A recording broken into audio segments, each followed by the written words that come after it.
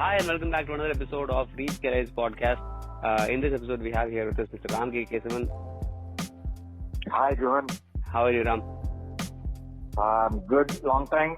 Yes, I think we skipped around three to 4 weeks, basically because I was sick and I was not feeling well. We were not able to record, but we are back on track, and I think we'll continue to do it after this time.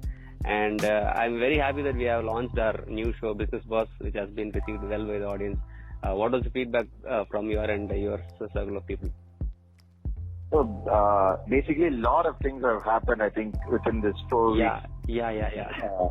In terms of economy, in terms of politics, right.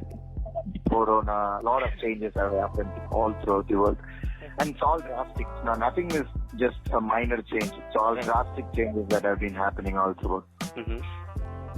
Okay. India. Yeah. So today I just wanted to talk about something that has been happening with India and China recently, and it was in the news. That's what I was about to say, the war against India and China. Yeah, right. So actually, these trade wars have been happening for a lot of time between like countries like around the globe. And at this time, when the entire the human community should be together, and we are all already separated by a lot of means, and this trade war and the fight for colonization and stuff like that. How do you see this? And in a time where every single human being is struggling to get their economy stay steady, survive for the next day or something like that. How do you see the situation, Ram? I think this trade war or anything that's happening around, I think all the world leaders are right now put into some big, what do you say? A gaming platform or something like that. What? A gaming platform, like where they're trying to more than it's like the world is a game, the world is a stage. Mm-hmm. But all these big leaders right now are not the good times to lead it. Right. Yeah, we already spoke about this in a podcast. I think several people who have taken charge as CEOs at this time, just before the lockdown, wouldn't be able to take better decisions due to the sudden emergence. Yeah. So basically, this economy is a cycle. Mm-hmm. It goes up, it goes down, it goes up, it goes down. It has to happen every, some based on how much debt you're getting or how much the bank is going to lend.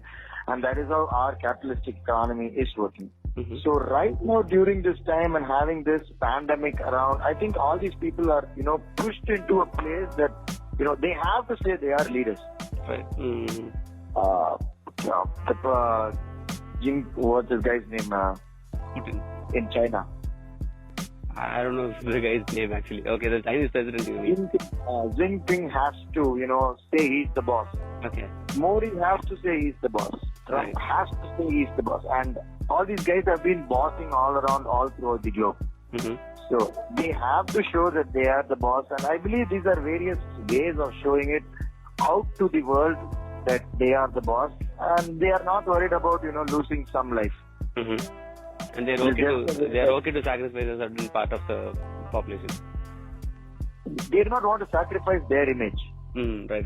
So the image is sacrificable. Right. The image is the one that doesn't have to be burnt down. Correct. So I don't think it is about Trump. It is about the U.S. presidentship. It's about being the Indian Prime Minister. You are in that place, in that position. Right. And you have to react to it like that, rather than looking at it from the people. You cannot go down your powers. I think that is what is making all these people take these decisions and make people. It is going to be very easy for people like Modi or Trump to say, everything is wrong. You can just stop and everything can continue after all this thing is over. As you said, world has to come together right now during this pandemic, support each other rather than So I think this economic pressure is putting all these guys, into a very bad situation that they are going with this flow and trying to distract everyone with something else so that they can keep their stay on the top. Right. So when I decided that we want to talk about this trade war, which is a country deciding to not buy certain countries' products, or not going to support them in terms of the trade relationship they have in the before. So I was just going to talk about India and China and US in general. And right now today, US is also planning to ban all the Chinese apps that are in operation from China on US. So this can hurt a lot of companies in China. And if you take China as an example, China has always been known for not allowing Facebook or Google inside their country. So when US or India started to do it, a lot of people said this is not okay for business perspectives, and it has to be very regulations have to be happening inside the country so as to support each other in the long run. So how do you think China has done it and survived so long? And what will be the impact that I think India is going to happen, because India is going to face because of this? I always believe the Chinese people not letting other software related or internet related, data related companies to enter into their country as a very wise decision.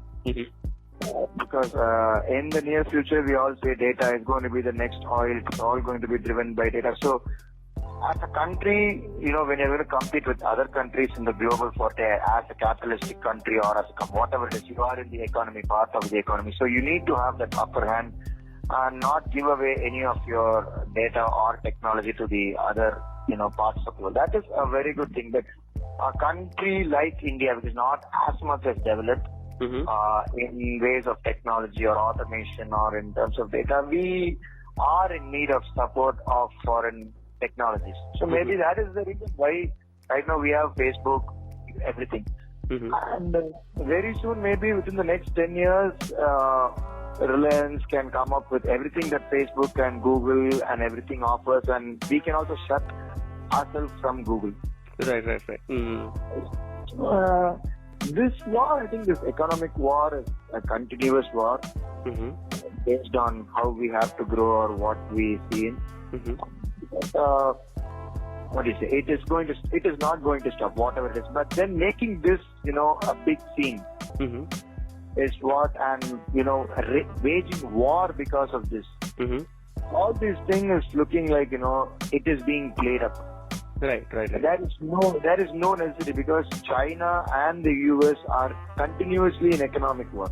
They are fighting over their mobile phones. They were fighting over, as you said, their internet was Google. Exactly. So that was always happening.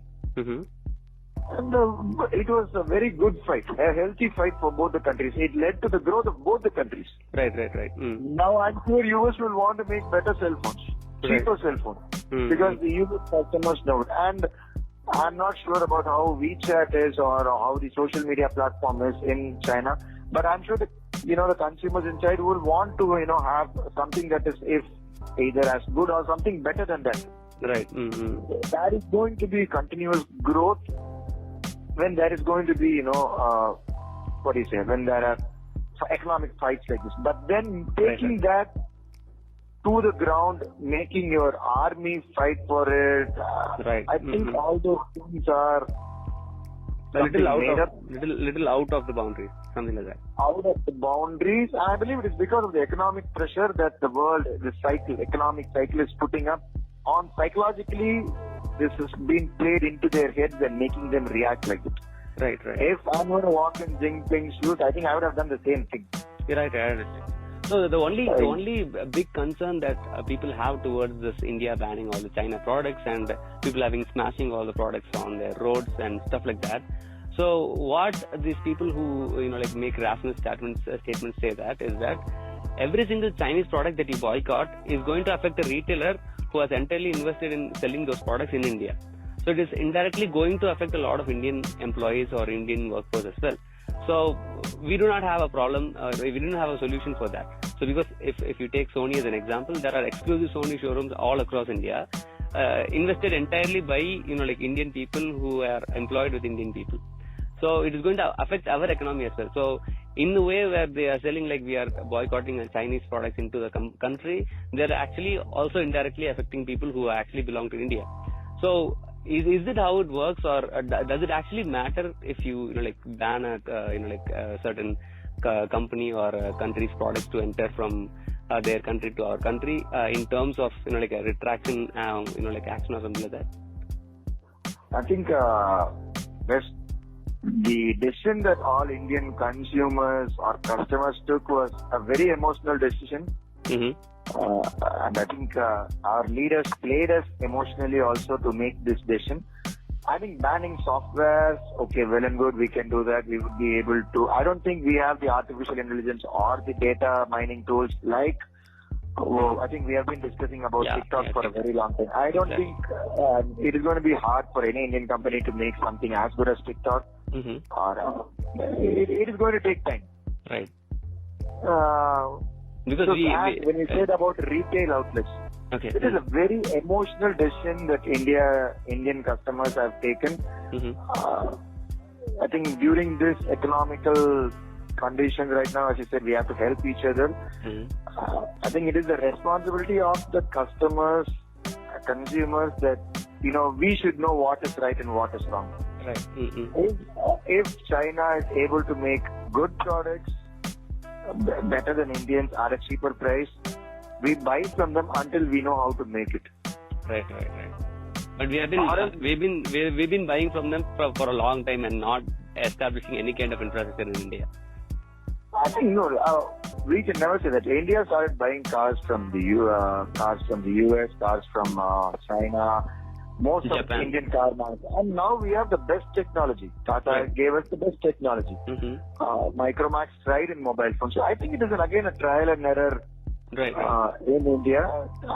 But if you look at the scale that like both the companies worked in, for example, like for every 10 Chinese mobile companies, we can't even name one single mobile company, because Micromax was the only big company that that even had brand ambassadors with huge acting. I think the mobile phone market, why Indians are not able to get in it, is because of the speed that it evolves. Right.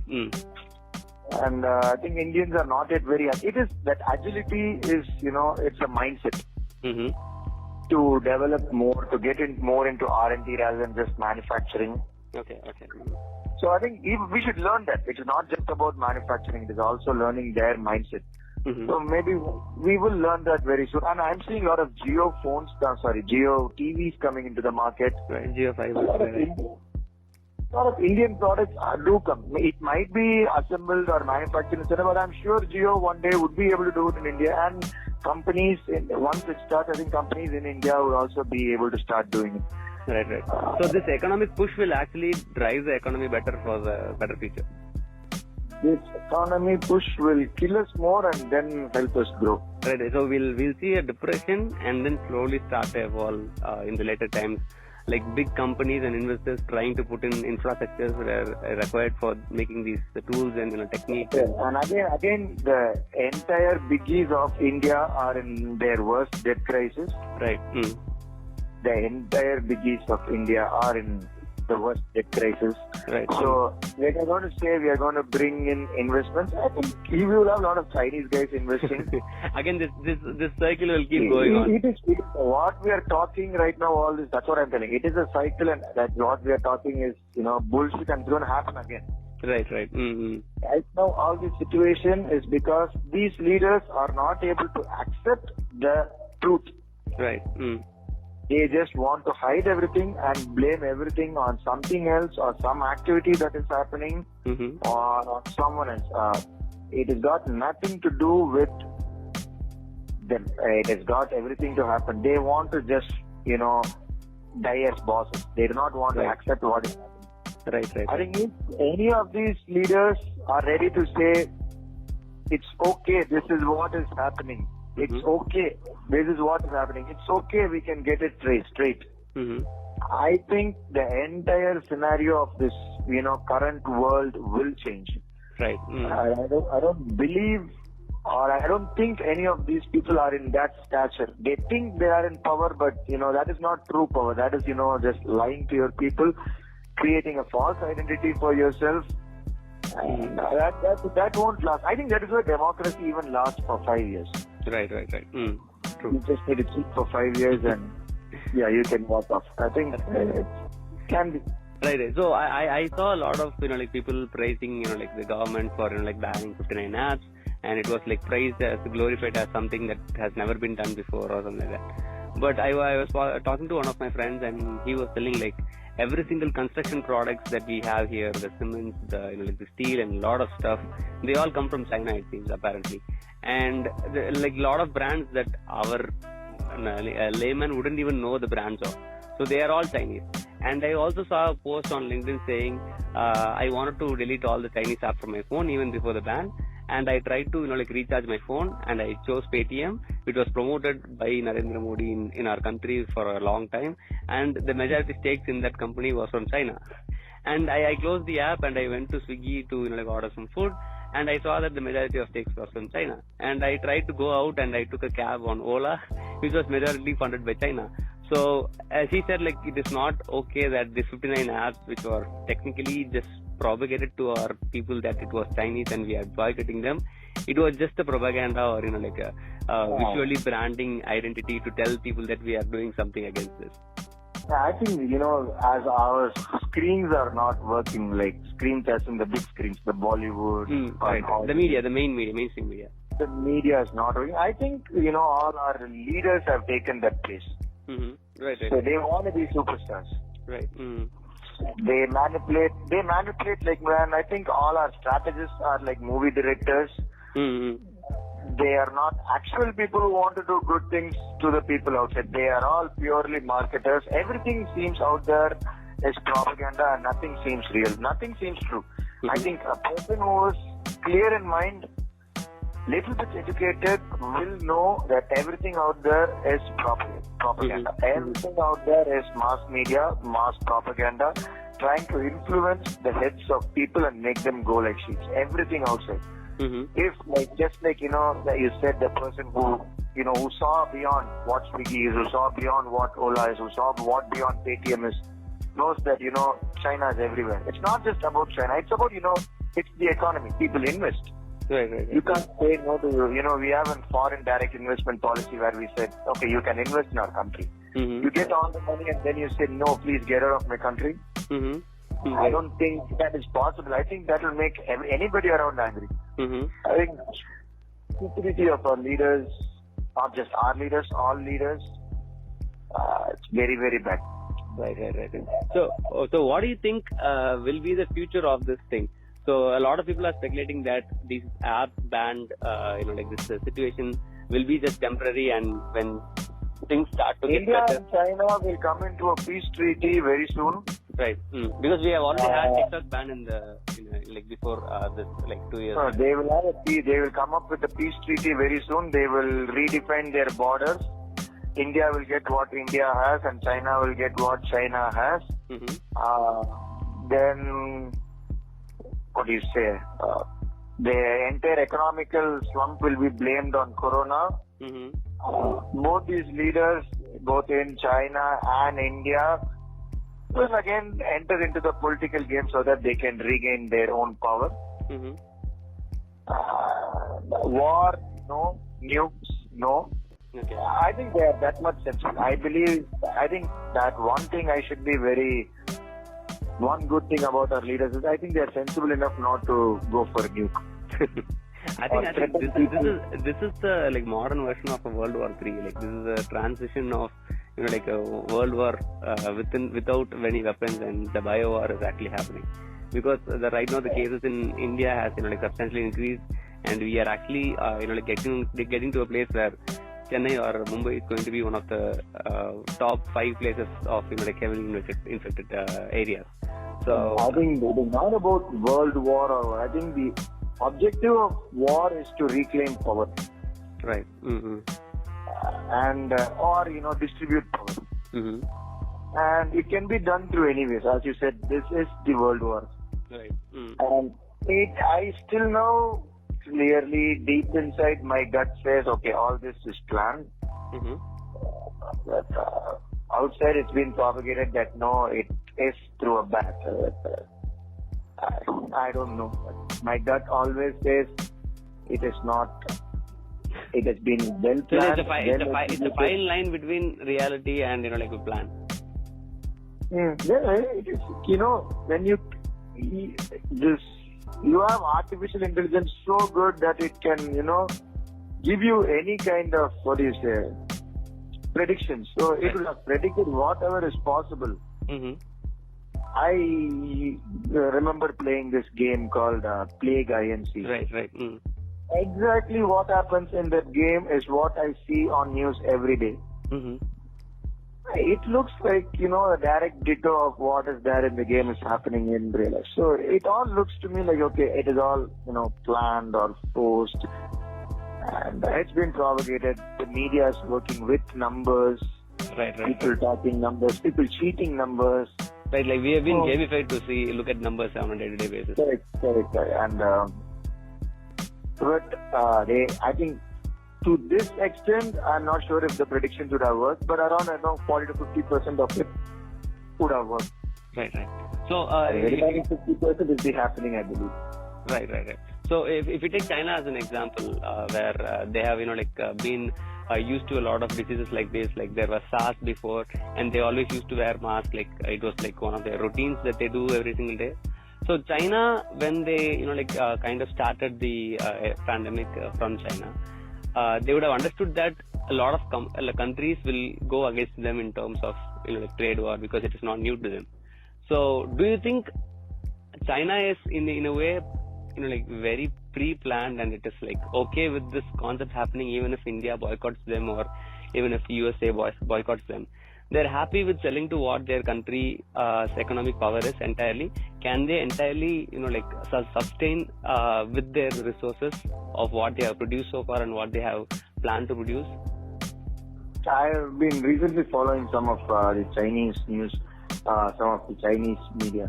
So basically, from what it is happening from there is China has occupied many countries recently. Mm-hmm. It is trying to, get resources from all possible other countries, so digging, mining, uranium, anything possible.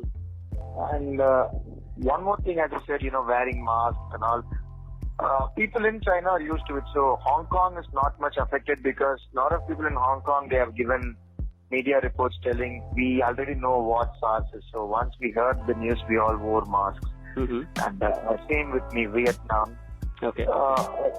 And when it comes to planned by China to this extent, it cannot be planned just by, one country. Okay. Mm. It is not a one nation plan. Okay. Mm. It is a United Nation plan.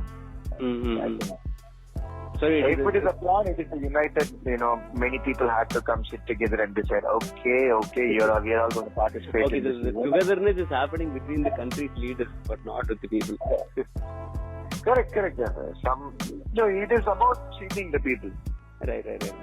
Making the people believe that, people in power, you have to believe that democracy is right. You have to believe communism is right. You have to believe dictatorship is right in each country. Mm-hmm. In Russia, you have to believe Putin is right. In China, you have to believe communism is right. In India, you have to believe democracy is right. In the US, you have to believe democracy is right. Mm-hmm. But, when this economy crashes, people lose hope on all the people in power. So they will want a change. They will want a revolution. Right. So just to keep that curtail, I think all over the world, even before the coronavirus, we have been seeing mass gathering all over the globe. We are seeing it in Russia, we have been seeing it in China, we have been seeing it in India, we have been seeing it in Brazil, we have seen it in France, we have seen it in Germany, Hong Kong, we have seen it in Hong Kong. We were seeing it all around the globe. Because that was the starting point of the economic dip. So the start of people gathering around, because they started to know something is wrong. They didn't know what was wrong, but they knew something was wrong. And that's all. So put people inside their homes. Right. And I don't think it's about putting people inside their homes. I think it's about, bringing fear into people. Even an atom bomb is going to put people inside their homes. Right. I mean, it is, putting fear inside the head of people. But I think that's what. And if it is a well-planned execution, I think it is a good, highly planned, well-executed thing, because the way how the virus attacks us, it does not kill everybody. So people in power need people. Right.